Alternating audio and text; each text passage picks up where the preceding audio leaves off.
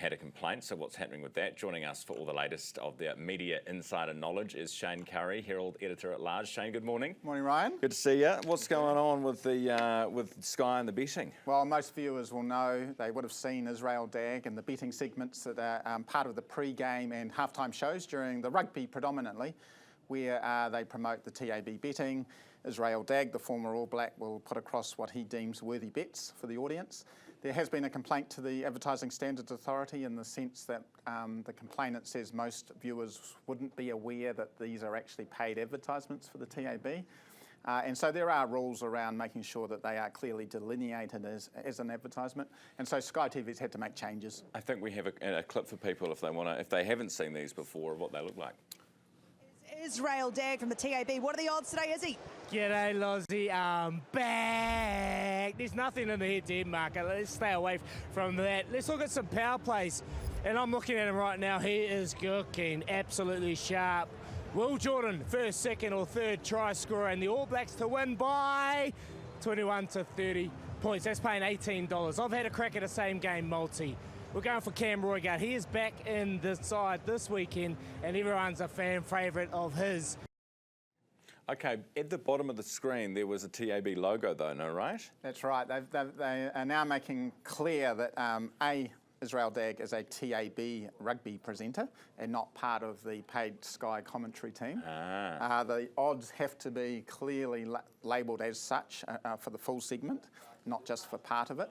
And when they do throw to Israel Dagg during the segment, they announce him as a TAB presenter. So, and you might have noticed in that clip there was a little TAB lapel badge, which he started wearing as part of the kind of, I guess, the corporate presentation, that it is not part of the editorial content. Just to make it clear, because we've had, like on telly at TV3, same with here, we have some content which is, we have partners who we do content with, and it's always very clear.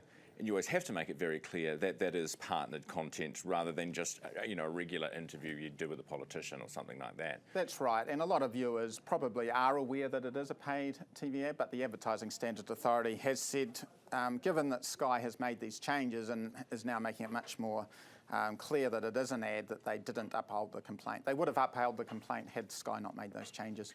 TVNZ, I see your column this morning about potentially it's being prepped for sale. Yeah, now they have a bold new chairman.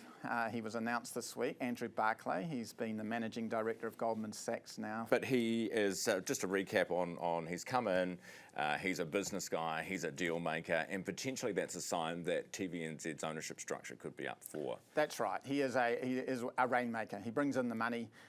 He'll be looking to do deals, whether that's, I've speculated this morning that a sale of TVNZ could be on the cards in the future. We won't know until after the election and the government's policy in that area, but he will certainly be very hard-nosed in the boardroom. Who would buy it? That's a great question. It'd have to be, I think, an overseas entity or a combination of local and international. What does TVNZ offer? Well, they've got great new technology coming in the space. They will move into the pay TV space in the next 12 months, as we know. They've already got the rights to the Football World Cup coming up, so they're taking on Sky TV in a bolder way.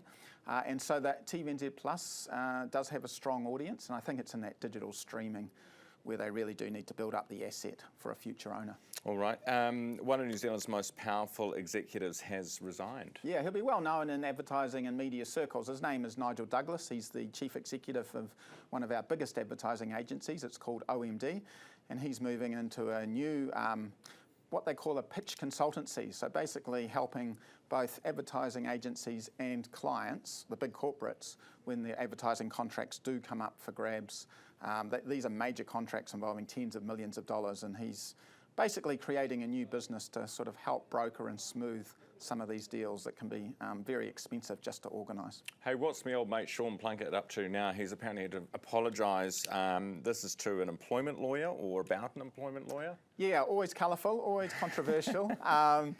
Sean, I spoke to him briefly yesterday. He did, as you say, Ryan, he's had to make an apology this week to Barbara Bucket, who's a top Wellington employment lawyer, and that was for comments that Sean made on the platform back in June.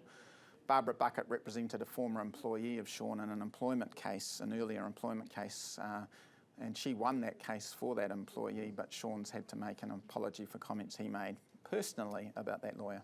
Oh, We can't go into them, unfortunately. I don't even want to go near it with a 10-foot barge pole, Shayne. Thank you very much for coming in this morning. Good to see you as always.